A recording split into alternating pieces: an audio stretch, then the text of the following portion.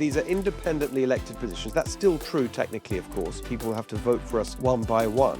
But I've always seen this job of turning around California as a team effort. It's not just one person. This is not some nice sort of phrase, golden ticket. No, it's really true that if we work together with a common aim and agenda, we're going to all be more successful and we're going to more easily achieve what we want for our beautiful state.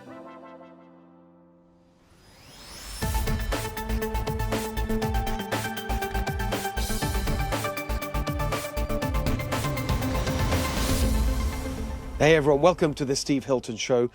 We got our golden ticket for California coming up today. You may have seen my announcements last week. Gloria Romero running with me for Lieutenant Governor, Michael Gates for Attorney General. They are both here, going to lay out how we are going to work as a team to save our beautiful state of California. And Susan Shelley is here with some incredible stories, including on a big change that could be happening because of the Supreme Court in terms of election integrity. And in particular, this insanity where election day is extended beyond election day and votes are counted days and days after the election. That all could be coming to an end because of something that has just happened. So stay tuned for that. But I want to start with something that we are putting out as a campaign today, which is a really important part of the story about what's gone wrong in California and will be a big part of how we turn it around and win the election in November, which is the sheer cost of everything. And it's a little bit of a parallel with what we did a few weeks ago in relation to fraud. And of course, these two things are connected. So do you remember back when the Minnesota fraud scandal erupted, I said, however bad the fraud is in Tim Walz's Minnesota, you can be sure that it's 1,000 times worse in Gavin Newsom's California.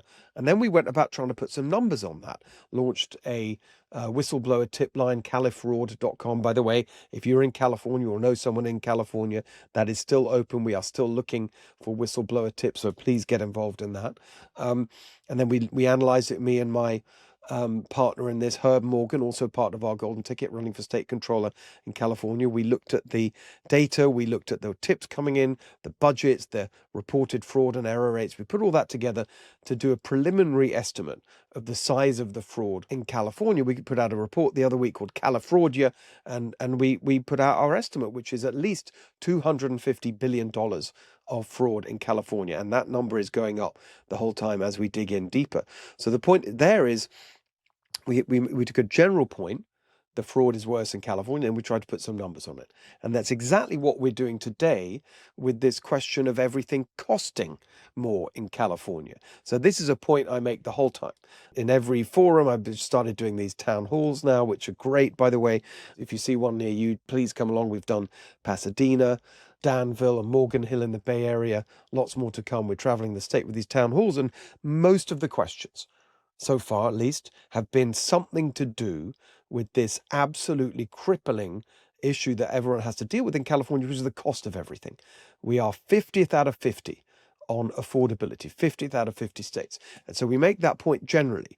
Everything's too expensive, the taxes are too high, gas prices, rent, all of that, right? The most expensive in the country. As we're making that point generally, and today we move, just as we did with fraud, to the specifics, because we've done a calculation. We've looked at all the main categories of spending for a regular Californian household or individual. Some of them I've mentioned: rent, gas prices for your car, utilities, so that's electric, water, home insurance, all these different costs. And we've done a very basic calculation, which is that for each of these, we've gone to real data sources and said, well, what is the national average?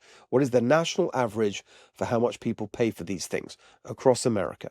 And then we've taken the California average. What is it for the average Californian, the cost of these things, to make a very simple comparison? And that's what we've calculated. We're calling it the Democrat tax. The cost, the extra cost, the surcharge that you pay in California purely because of Democrat policies. The extra that you pay here in California because of the fact that we're now in 16 years of one-party rule. And the only way you can look at this is that this is the cost of Democrat policies. That you can't possibly blame Trump or whatever the Democrats want to do, because we've compared it to the rest of the country where Trump is also the president. So this is purely the extra in California. And here's the number when you add it all up, these are averages, remember, the average Californian versus in the rest of America. And the total is nearly $35,000 a year. It's 34,700 and something. And so we've published that today, and that's out there. 35 grand extra. It's an enormous amount of money. That's the average. But we've also produced a calculator so that you can work out what it is for you based on exactly your costs. It's a very simple tool. You can go to californiademtax.com. We'll share it on social media, californiademtax.com, and you can put in your own amounts, the real numbers that you pay for rent, how much you pay for gas roughly, your electric bill, and so on, all the key components, and then calculate how much extra you're paying. So this is just a way of bringing home to people the cost of voting Democrat for all these years. It's not cost-free. It's a very high cost, and you can work out exactly what it is for you. And of course, the real point is to make the argument that it's time for change. We cannot go on like this in California. And you're going to be seeing this week and for the rest of the campaign, me focusing on my plans to bring those costs down, to reduce the burden that everyone is laboring under in California. Is an absolute nightmare. So please check it out, and of course share it. So I'd love you to do the calculation. It's very simple. You go through this. It's a super easy website to use, and then you get your Democrat tax number. How much are you paying extra because of Democrat policies? And then share it on social media so everyone can see. And the more that we bring it home to people, the more you personalize it, I think the greater our chances of really getting everyone to see that this is all avoidable. We don't have to pay the Democrat tax. We just need to stop voting Democrat. All right, joining us now, Susan Shelley. I'm excited about what we're going to talk about today because it totally connects the story that you brought to us today. You brought two really big, meaty ones. And the first one we're going to talk about is tax and the sneaky ways they're increasing tax. And of course, it completely connects to what I was talking about at the top of the show, which is our calculation of the extra costs that Californians are paying purely for Democrat policies, where we took the average on everything from gas, groceries, rent, utility, all those things, and the tax burden, including state and local taxes, added it all up to say, well, how much more are we paying in California just because of Democrat policies? And the total is nearly $35,000 for the average Californian. $35,000, it's a huge amount of money extra just for being in California under one-party rule. Now, we've also got this calculator where people can go and plug in their own specific, precise information to them and get the exact number for them. But the average is $35,000, and that includes taxes. Tax is a big part of that, of course, because our tax burden is much higher than the national average. So it's just outrageous. And what you've got today is another example of the sneaky way they keep adding to our burden. Tell us what's going on. Well, no doubt you've noticed that the sales tax is very high in California. We have the highest state sales tax in the country at 7.25%. But there's something in state law to protect taxpayers that limits local taxes to 2% over that 7.25%. However, the legislature regularly allows exemptions. They allow these cities to go above, or special districts to go above, that 2% cap. And there is a new bill that is racing through the state Senate right now, SB 762. Now, this is for a city with a population of 26,000 in Contra Costa County. It's the city of Hercules. And they currently have a sales tax of 9.25%. So that's at the cap. Right, that's at the cap. However, it can go higher by 0.5% already because one of these exemptions was put through for BART, for the transit system. So they could already go 0.5% higher. This is a new bill, Senate Bill 762, that will allow an additional 1%, which could take it, I don't know if I do the math correctly, 10 and a quarter. 10 and three quarters. So it could go way up. The current sales tax, the highest in the country, is in the city of Palmdale and the city of Lancaster in LA County. They're at 11.25% because of this kind of thing where there are more and more exemptions allowed for higher sales taxes.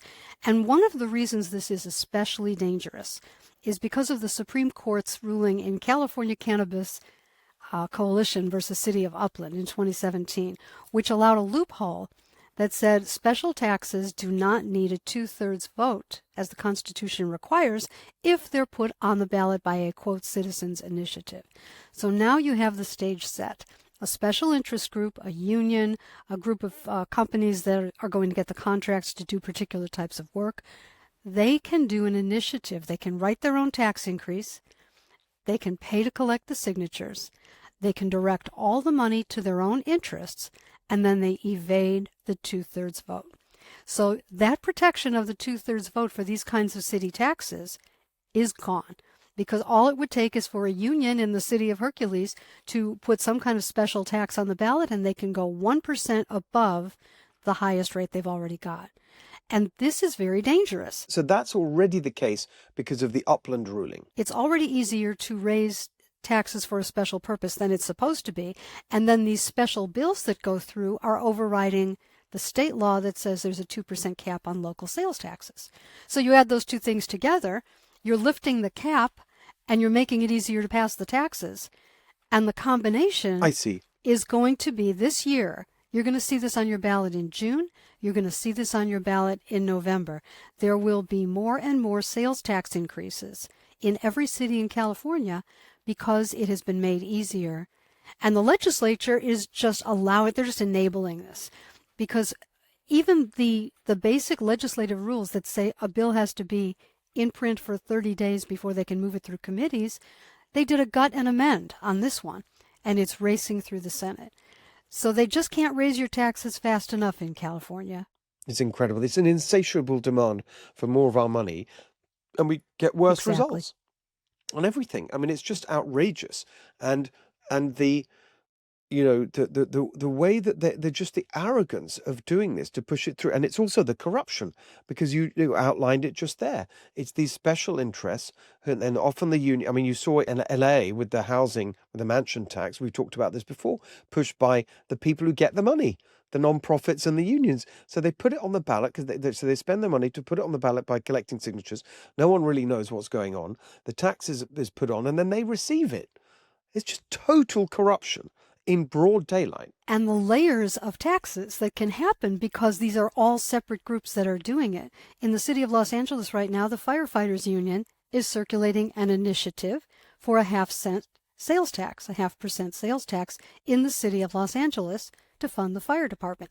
Obviously, the city council should be funding the fire department. But what they're doing is they're saying, well, we don't have to because you can go out for a tax. And the voters will say, well, yes, we want to fund the fire department.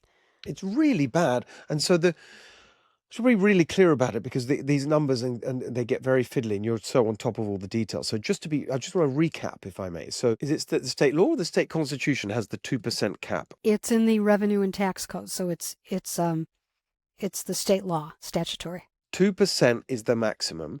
Right. But they've done these things to evade it, which mean, first of all, that they can add an extra. So does that mean that the effective cap now is 3% extra? Is that right? Or is it unlimited? It will be in the city of Hercules if this bill passes. So what they're doing is, for instance, in Los Angeles, to raise the sales tax for homelessness services, it was AB 1679 that allowed the repeal of an existing 1/4-cent temporary tax and the replacement with a 0.5-cent permanent sales tax increase.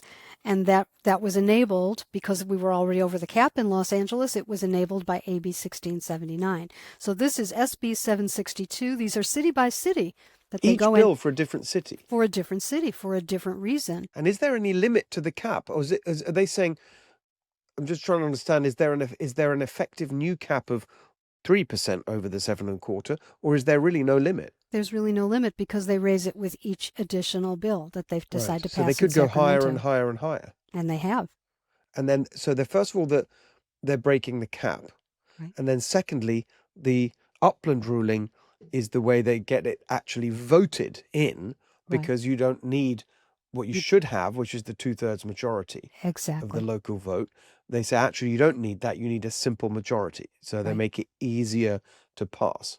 Right. And that's for special interest taxes. That Upland loophole is for special interest groups that want to pass their own tax increase and direct the money to themselves, they do not have to meet the constitutional 2/3 vote. But the Howard Jarvis Taxpayers Association is doing something about this. You can go to saveprop13.com because Prop 13 has restrictions on, for instance, how to pass special taxes. It says 2/3. And what this initiative will do, this is an initiative petition for a constitutional amendment that would be on the ballot in November. And it says 2/3 means 2/3, no exceptions because it's an initiative or it's special interest or it's whatever. 2/3 means 2/3. The Constitution means what it says. We have to get that on the ballot. We need 1 million signatures by the middle of February. And you can get the petition at saveprop13.com. Okay, this is really important.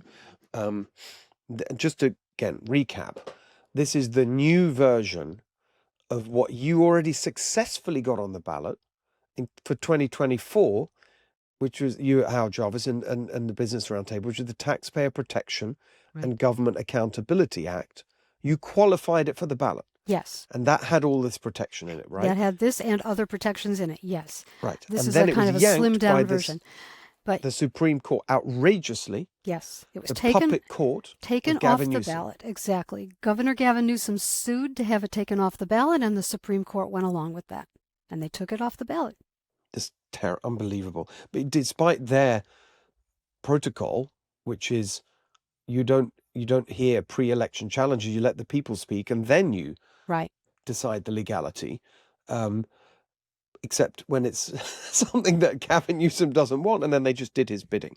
So this is a slimmed down version of that, built to withstand any legal challenges. Is that right? That's exactly right. It protects the 2/3 vote, and it also repeals excessive real estate transfer taxes, which Prop 13 also prohibited. Very good. Very important. So this is really big. We've got a pair of very important ballot initiatives for November that are going to be really powerful in their own right, but also really powerful in getting out the Republican vote, which is what I will need to win my race, and also the other races. We got Gloria Romero and Michael Gates on the show today, the golden ticket, plus Herb Morgan running for controller. You know, we all need a big Republican turnout, and the two ballot initiatives that are going to really, this is what's so, it's all coming together this year, because Save Prop 13 really mobilizes Republican voters. So we got to make that happen. And of course, the other big one is voter ID. And the voter ID initiative is going very well, pretty much there in terms of signature collection. So now we've got to all focus on Save Prop 13. So it's saveprop13.com, correct? Correct. Very good. Okay. I will be out there. I've got my marching orders. I'll be right there pushing that one. Very, very important. Okay. How are you doing, by the way, on the signatures? Where are we? Well, we're more than halfway to what we need, but we need a really strong finish. We need a strong final month. You can print the petition from your computer. You can print it at home on one sheet of letter-sized paper, and that's an official petition. And then just fill it out, sign it, mail it back to the Howard Jarvis Taxpayers Association in Sacramento. The address is on the petition. Fantastic. All right. Second story.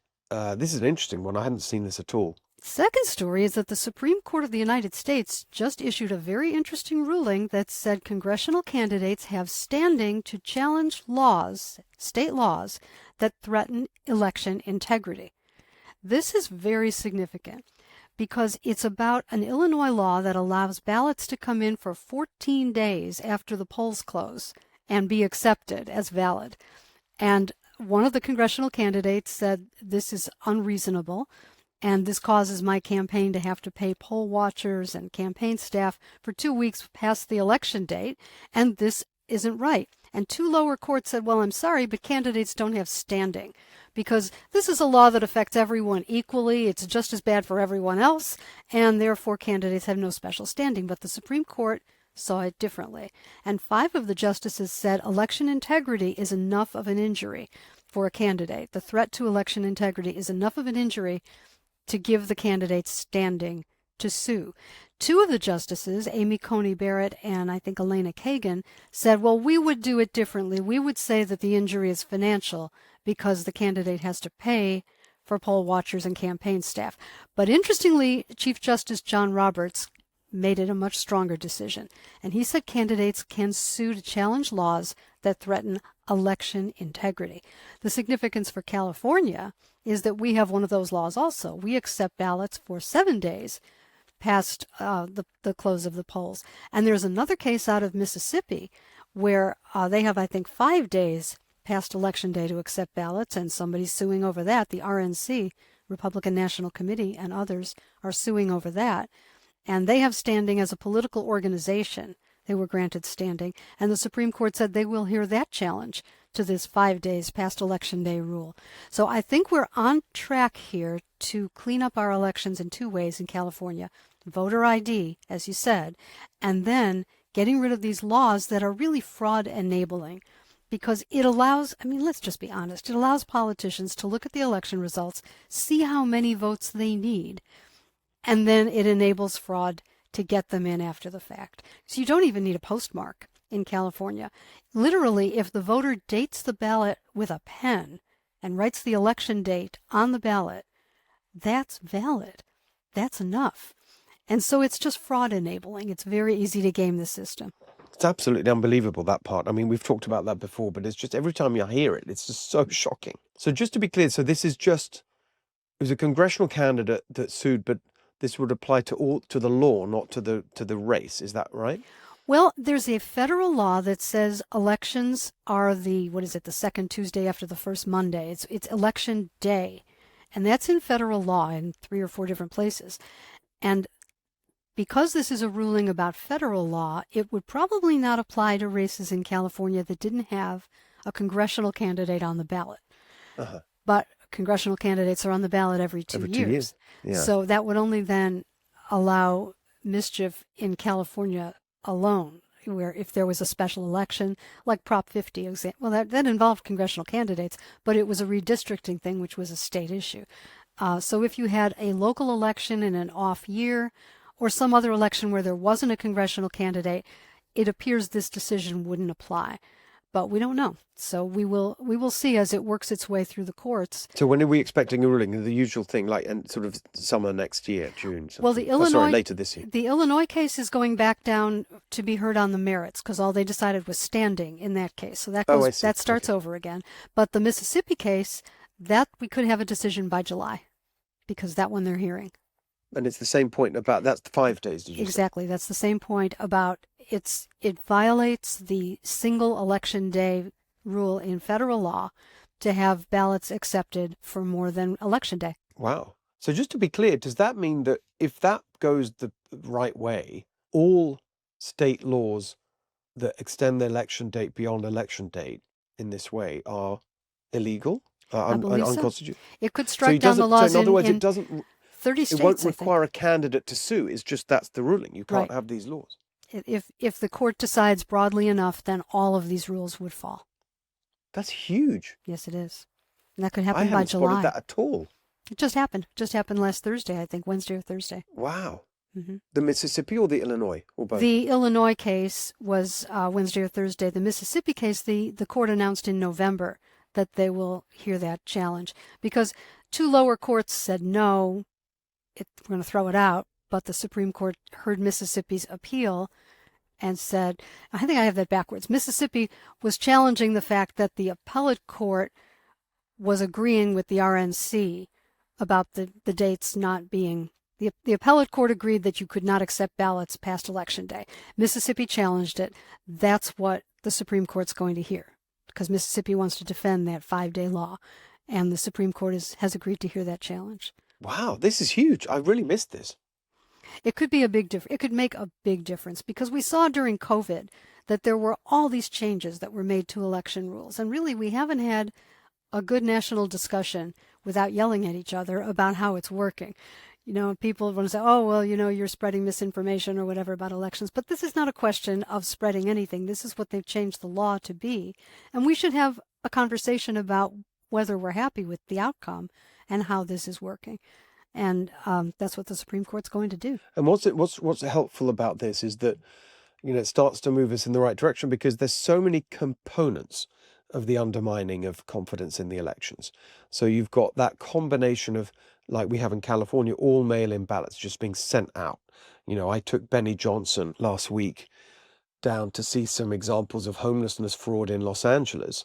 And 2 of the examples we showed him, and one of them, his video on it's gone pretty viral, is a place that we found where you've got this former homelessness shelter that's now been demolished. It's just empty ground with a porta potty on it, nothing there at all. 26 people registered to vote there, etc. And there's another place with no residential housing. It's a homeless services thing.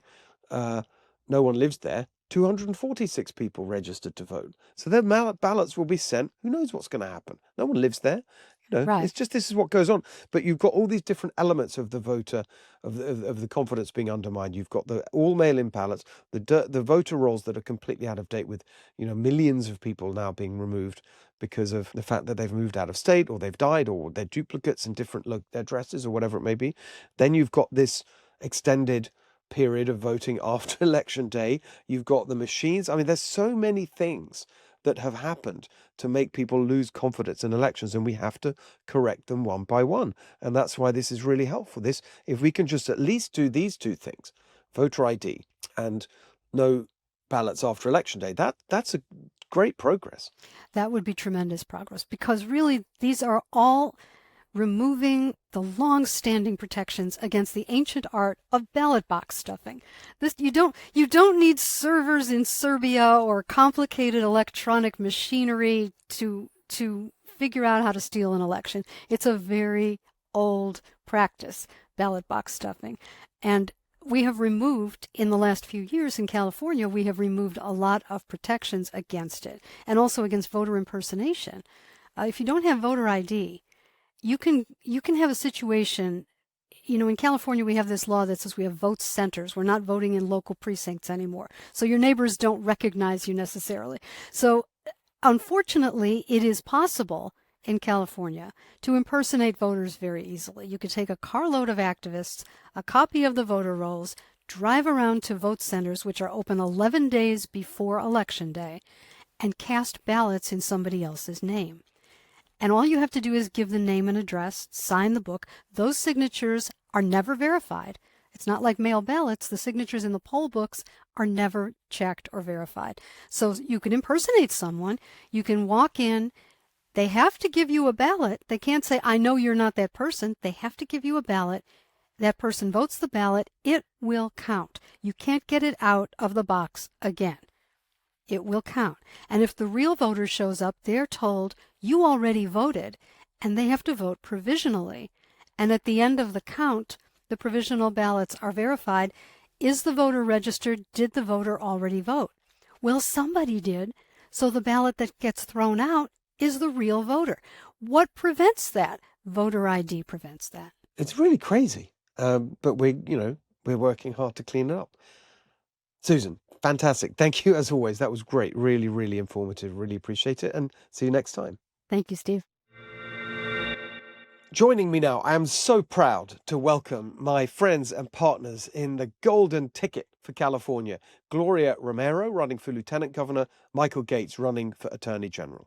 All right, here we are, the golden ticket. I'm so excited. My friends Gloria Romero, Michael Gates here with me. Of course, we're missing one member of our ticket, Herb Morgan, but he's been on a lot when we've been talking about the fraud story, and we're going to be on the road, all of us across the state. We've got a lot of work to do to take back our beautiful state, and we're excited about it. So let's start, I think, this conversation with just for those of you who don't know, I mean, Gloria and Michael, you've both been guests on the show. We've had a lot to talk about over the years. But if anyone just, seeing you for the first time, let's just do a quick intro. Let's go with Gloria, my running mate for Lieutenant Governor. Tell everyone just your quick summary of your story and why you ended up here on this ticket. Good morning, and Steve, I'm very proud to be your running mate as Lieutenant Governor for California 2026, part of the golden ticket, along with Michael and Herb, of course.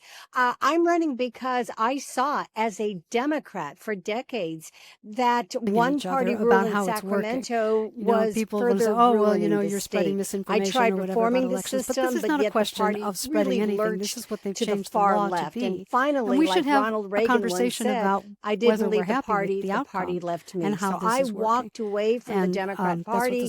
I I became a Republican. I endorsed Donald Donald J. Trump.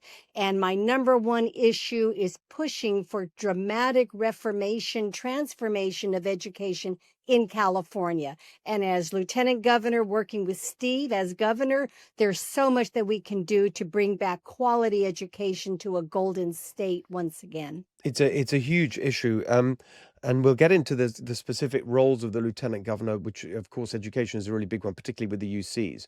But just for those who don't know, I mean, you were a very serious and senior and respected figure in the California political scene. You were leader of one of the chambers in the state Senate. Tell us a little bit about that, and which area you represented. I was a Democrat out of a union household. I mean, from the old Kennedy Democrats, part of the Bill Clinton Party of Moderation party. But I became the majority leader of California, and I was the first woman elected to that historic post. It means that I know where the bodies are buried, and that will come in very handy when Steve is governor. I worked with, pushing on education reform. I became the chair of the education committee and fought for reforming and transforming the education system, going up against, as a Democrat, the most powerful political force in California, and those are the teachers' unions and the alphabet soup of education, special interests in Sacramento. I represented East Los Angeles and a good part of the east side of LA County, so I saw especially how a failed education system was hurting my constituents, and I believe that education is the civil rights issue of our time. My mother had a 6th grade level of education. When I fought for people, mothers like her today who want our children to do well. And education is the key to a great economy and a thriving economy for California. And you talked about fighting. I mean, there's no better description of Michael. You and I first met when I started hanging around in Huntington Beach. I was at your launch to support you along with Gloria last week, your campaign for Attorney General of California. And I said there, obviously I'm running for governor of the whole state and I can't have favorite places. But my favorite place is Huntington Beach for many reasons. I launched my own campaign there. Tell us your story, Michael.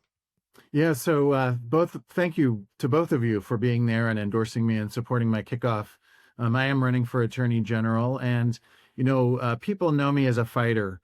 I was the city attorney of Huntington Beach, the elected city attorney of Huntington Beach for 10 years, from 2014 to 2025. I served then in Washington for the year during 2025 for the Department of Justice as the Deputy Assistant Attorney General for the DOJ Civil Rights Division. And that's where I got a lot of experience enforcing elections laws. And I spent, like I said, pretty much all of 2025 enforcing various civil rights laws, but including and specifically elections integrity laws. But I've been known as a fighter for years. I'm the outsider. I entered this race to fight for everyday Californians because, as you and I and Gloria know, the Sacramento elitists, that governing class of elitists, they're completely out of touch with everyday Californians. And we have not only been forgotten and ignored, but we've been abused. They are basically, as you know, ripping us off. And so I've just been passionate about fighting for the people. That's why I left a really good law practice in 2014 to enter the race and become the elected city attorney of Huntington Beach to fight for the people. And frankly, most of my fights have been against Sacramento. So if there's anybody who's been in the boxing ring taking on Sacramento, I don't know anybody better than myself, frankly. So I'm ready for the fight. I want to take the fight to Sacramento to actually fight for Californians. And we've done a lot with these fights, as you know, Steve, and I know we'll get into some detail, but whether it's fighting crime, reducing homelessness in Huntington Beach. As you know, Huntington Beach is really sort of known as the land of the free and home of the brave in California. It's the 23rd largest city in the state of California, 482. And so it's a big city with a lot going on. But what we've done is we've done right by the citizens by reducing homelessness by over 60%, by reducing crime by double digits. We fought Newsom when he tried to shut down our beaches during COVID, and we got our beaches opened up again. We adopted our own voter ID law here in Huntington Beach. And I was the architect of that voter ID law So it's all about for the people, by the people in Huntington Beach. And I want to bring that to Sacramento. Yeah, I mean that's when I first, came across Huntington Beach and the incredible resistance that you were putting up to this tyranny from Sacramento, particularly Gavin Newsom, was over the housing issue, and you pushed back so strongly on that, along with our friend Tony Strickland, and then one thing after another, housing, voter ID, sanctuary state. I mean, there's so many things where you were the leading fighter. Yeah, and one of the things I want to add too is even parental rights. I mean, I've been out on social media, and a lot of people have asked me, what about parental rights? You're talking about voter ID and all these other important issues, but even on parental rights, I don't know if you remember, but AB 1955, the state law that was passed that basically mandated that teachers in the classroom keep secrets from parents about their children's gender identity. I sued the state of California, and that lawsuit is still ongoing. But even fighting for parental rights, I mean, as you know, Steve and Gloria, we're just fighting for common sense. We're just fighting for everyday Californians. We're fighting the nonsense that's coming out of Sacramento. Yes, exactly. I mean, it's incredibly powerful, and it's the attitude, the spirit of you and everyone in Huntington Beach that I just feel is so powerful. That's why I'm thrilled that we're all together on this ticket. Gloria, let's talk about oh, by the way, one last thing I should say, just striking how much you got under Gavin Newsom's skin. I was just watching a bit of his latest podcast with Ben Shapiro, where Ben just completely, humiliated him, where he just couldn't answer any of the direct questions that Ben Shapiro put to him. But there was one moment that was so interesting where Newsom, as his usual way, sort of brags about what a great job he's doing and so on. And Ben was pushing him on housing and why it's such a disaster in California. And Gavin was like, well, I've fought local areas and Huntington Beach. Literally the first thing he mentioned was Huntington Beach. You really got to him. It was brilliant. So, Gloria, let's talk about the role, because one of the things that you and I have been saying as we've been explaining this partnership that we have is that there normally isn't a partnership, that these are independently elected positions. That's still true technically, of course. All three of us plus Herb, we're running independently. People have to vote for us one by one. But the lieutenant governor and the governor, I mean, it's just never been a partnership. And I've always seen this job of turning around California as a team effort. It's not just one person. And so talk a little bit about that and how it's been done before and how we're going to change that. Yes, the lieutenant governor, I have often called the Seinfeld of state government. It's sort of what do you do? And in the past, what many politicians have done is basically try to fail up into that post and then just sort of wait to check the health of the governor. Is he alive today? Or to wait to say, I'm in line, I'm next to become the governor of the state of California. And basically to be silent. I don't find many people who can even identify who the lieutenant governor is today or what they've even done. So, Steve, when you first spoke to me about creating this ticket, it was very intriguing, creative, and I think also transformational. And that's what we're going to do as the Golden Ticket in California, is really transform it. I have no doubt about your health, so I don't need to check your health every day on the record.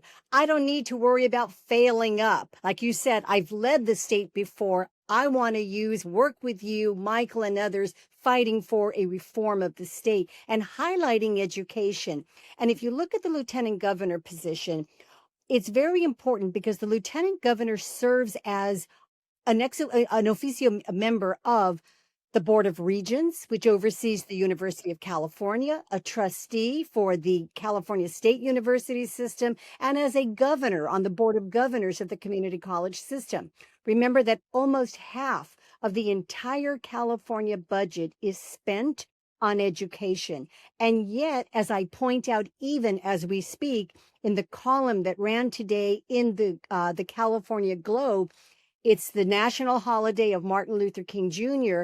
And I authored this article, which I actually do every year, pointing out that year after year, while the politicians just talk about Dr. Martin Luther King and go to a parade to celebrate, meanwhile, minority children, all children, but especially African-American children in schools named for Dr. Martin Luther King are left to languish.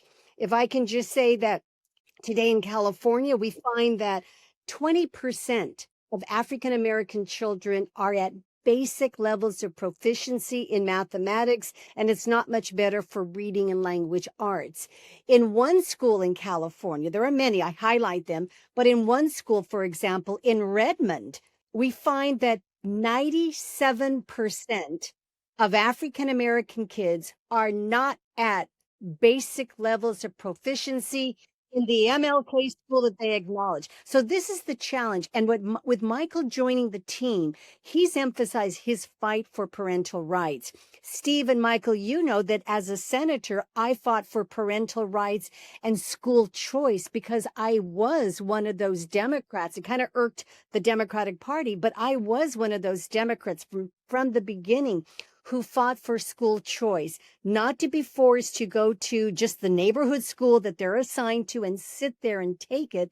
But I fought to change, to modify zip code education, to fight for charter schools.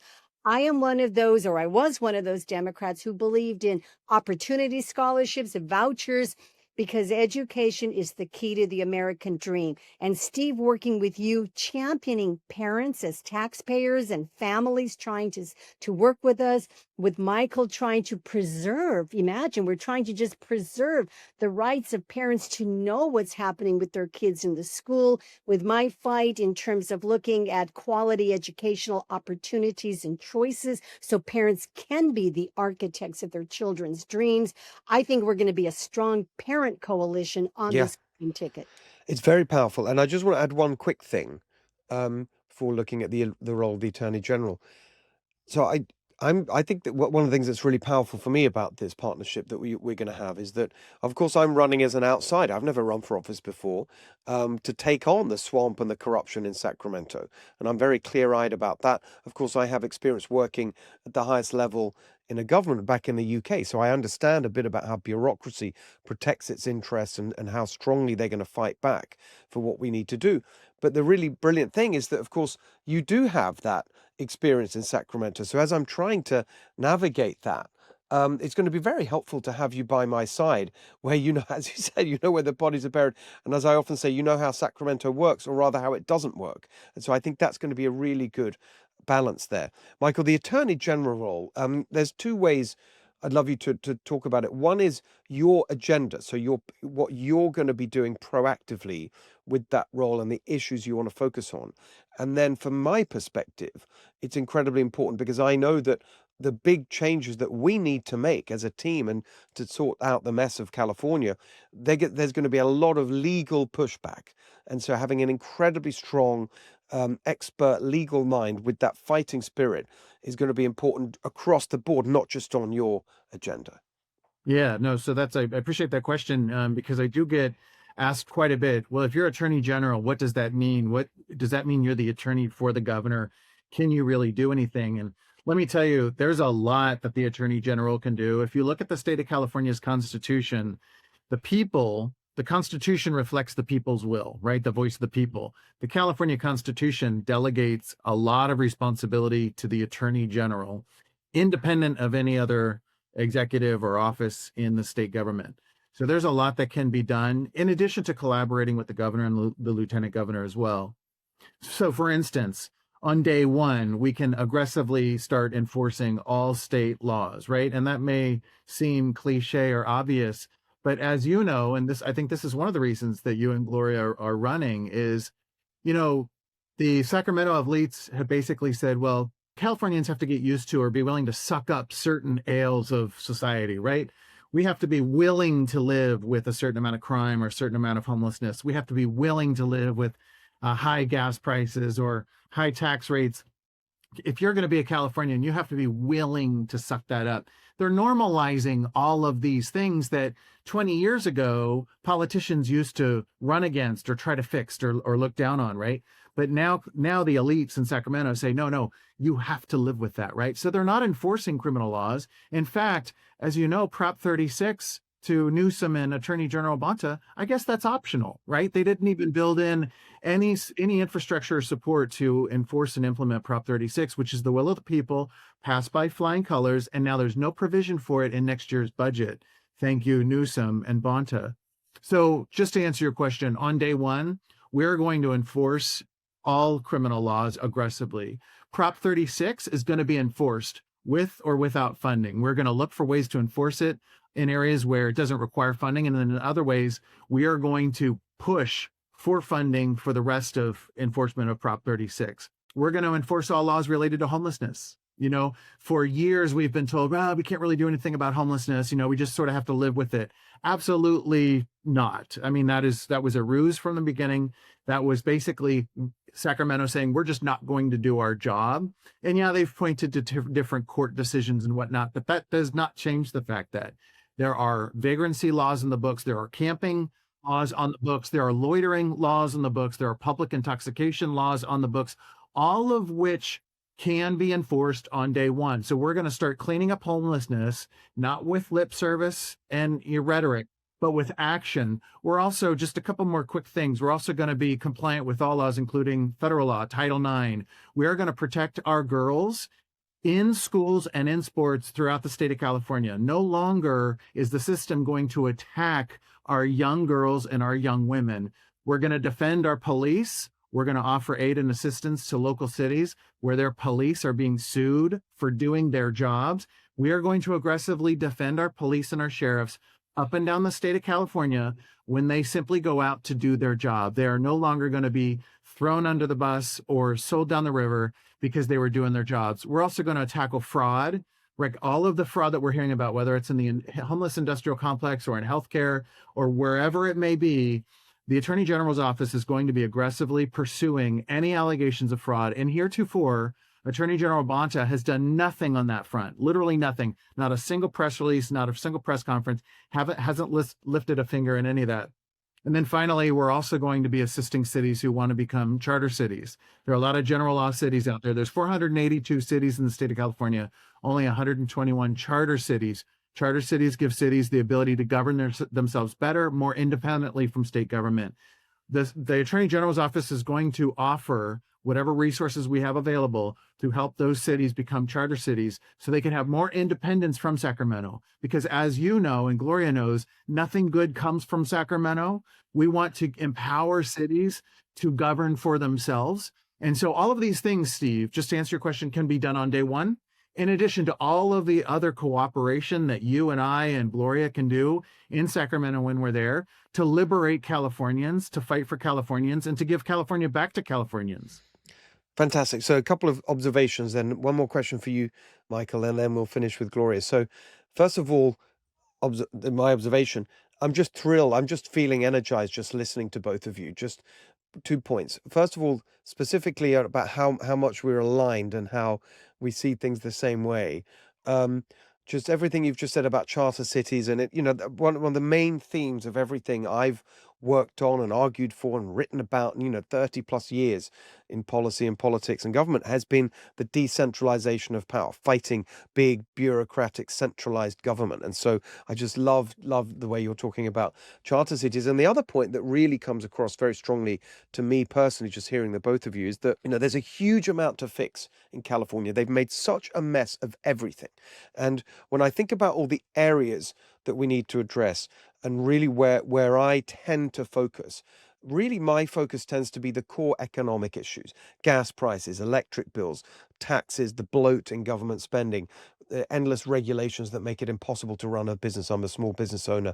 I used to run restaurants and so on. So to me, that's really where I'm going to be really focusing. And the fact that we'll have you there, Gloria, on education, and Michael on these other areas, on crime and fraud and all those things, it's just truly it shows how this team way of thinking about it is exactly what we need to really be powerful in the changes we made. It can't be just one person.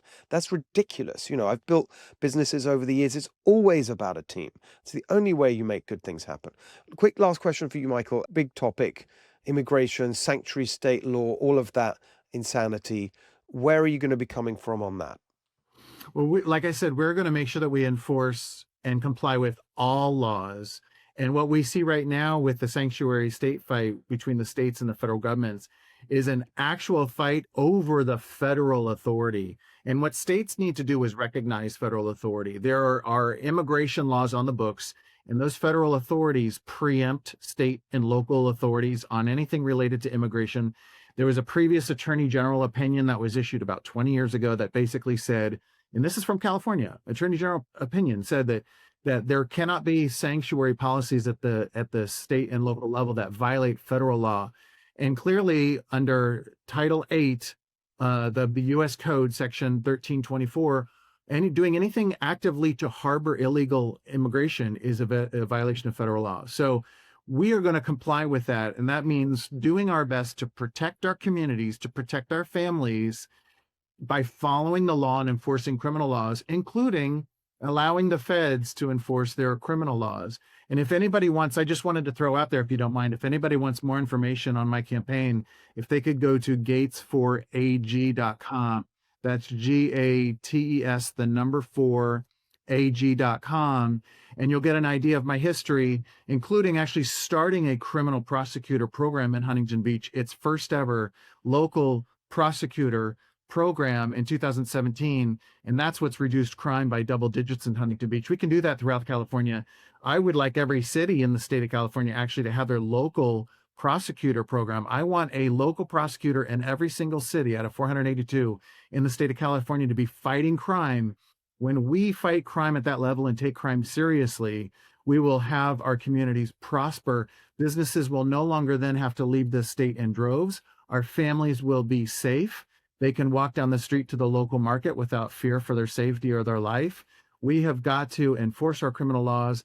And in addition to all of those great things, I've also spent my career defending police in court personally, multi-million-dollar cases where I've gotten defense verdicts, defending our police officers and our Orange County sheriffs in court.